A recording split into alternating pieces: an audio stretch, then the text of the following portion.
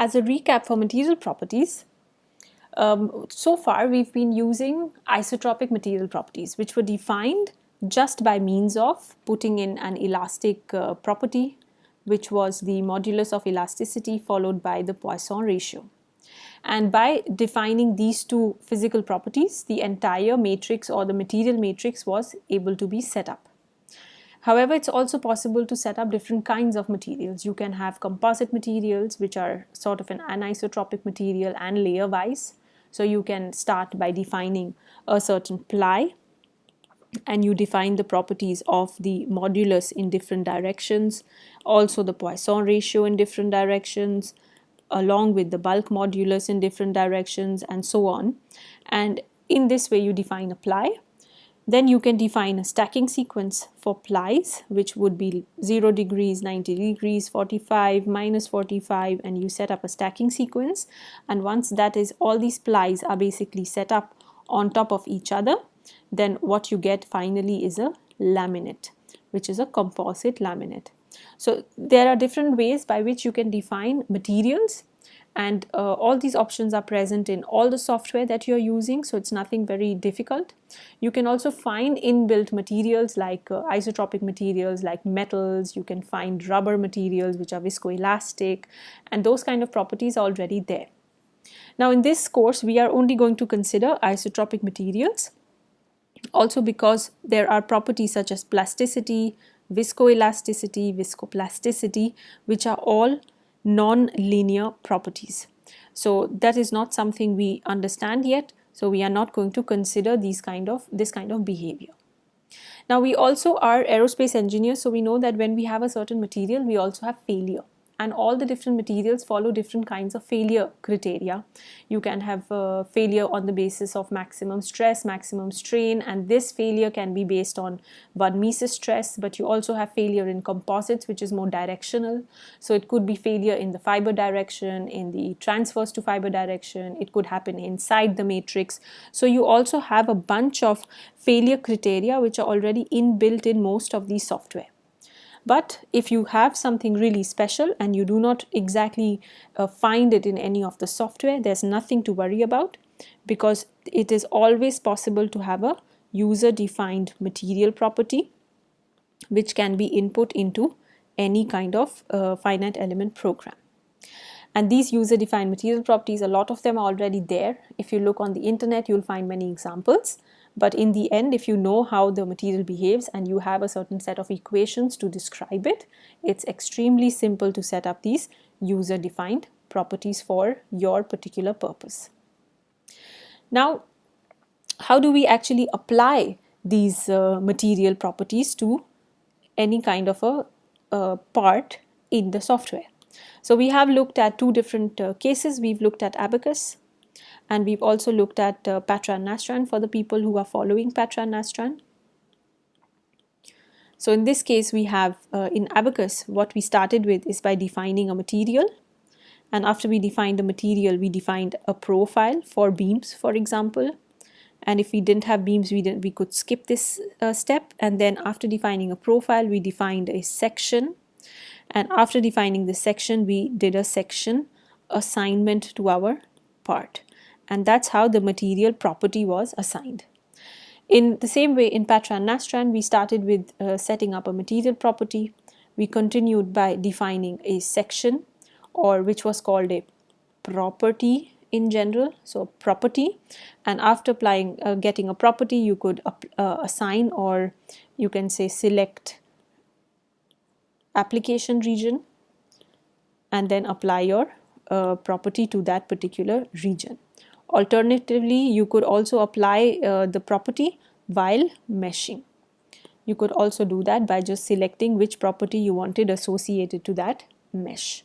So these are different ways of actually applying your material to your different sections. Further, one more the thing that I wanted to refresh with you was beam section orientation. So beam section orientation, as you know, is extremely important, because if there is a beam, then most likely it has a special kind of a profile. So if you have an I section beam, then you want to make sure that you place it correctly so that it actually looks like an I section and does not become an H section.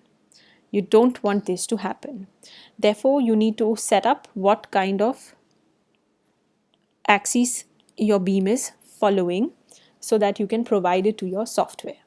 Now, we already saw that in case of Abaqus, you could easily find it on the user manual. So you had to find out the N1 direction, which according to the user manual was perpendicular or transverse to the direction of the displacement.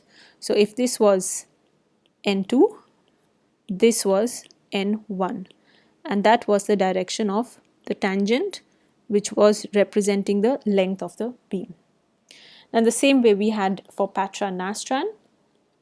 And in that case, when you described the property of the beam, where you provided the material name and the profile name, etc., it asks you for a certain direction vector.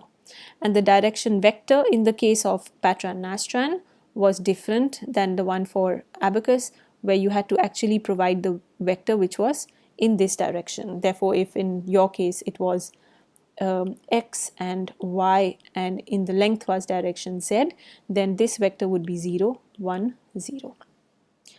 And of course, in this case, in Abaqus, your direction vector in this case would become -1, 0, 0. This is just an example, of course, so you must make sure that you are following the right directions and check for the normal vectors in the manual if you are not very sure what to do with it. Finally, in terms of material properties and property assignment in general, I want to discuss something called offsets. And these are extremely important because you will be using plates, 2D elements very soon. And if you look at plates, then in the Z direction or in the out of plane direction, which is Z, you would see this is out of plane and the thickness is extremely small, so it is mostly neglected. But we can do all the calculations. We cannot do all the calculations without the thickness. So when you describe property for a shell, which is a 2D property, then you always have to provide a thickness, which is equal to, of course, any amount, say maybe 1 millimeter or whatever the value is, it doesn't matter. And it is applied directly to this shell.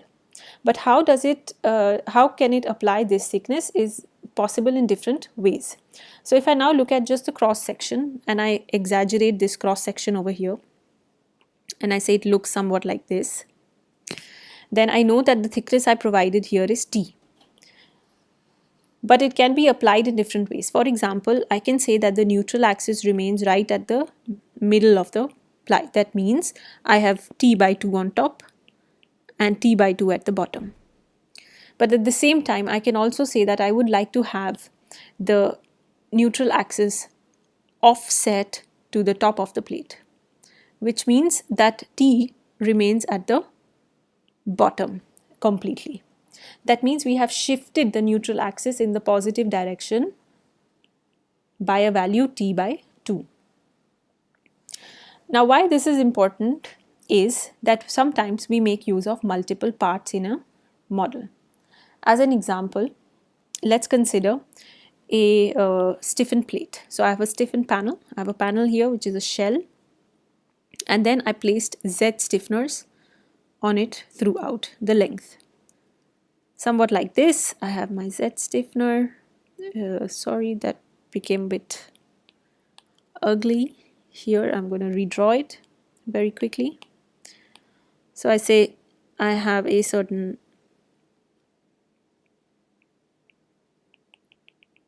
Z stiffener placed on a plate, and there can be multiple stiffeners, so I can have more stiffeners here, but I just want to focus on one particular section. So now if I enlarge this in 2D, then I know that I have a certain plate which is of a certain thickness, and on top of that I have a Z stiffener that looks like this. Now the Z stiffener has its own neutral axis and the plate has its own neutral axis. and you will always have to provide where exactly the beam, or for example if this is a beam, then you have the neutral axis here and here, so there is this whole distance in between them. So you will have to provide a certain offset for the beam to be placed on top of the skin, which is the panel. So in that case, you would have to say that I'm going to offset the placement of the bottom ply of the beam, which is this one, which is the bottom ply of the set right here, on top of the panel. That means I want to offset this stiffener upwards by a value of t by 2. If I don't do this, then this is only t by 2. This is of course not for the beam. But if I don't do this, in general, this is what my finite element program does. So it will place both the neutral axes at the same point so that they coincide. That means I first need to apply an offset to move the plate, and then I need to apply an offset to move the beam. So you can do one or the other. I always find it easier to move the plate at the bottom of the beam, or just the beam at the top of the plate, so I don't need to change many different neutral axes. But I just need to know the value so that I can provide the shift in neutral axes. This is quite easily done in Abaqus. You can provide this offset change when you do a property definition for 2D. And in Patran Nastran, it's also in the same section. So when you do a property definition, when you define property, it will ask you where the offset should be. And there you can define a certain number or a certain equation, and it will work it out.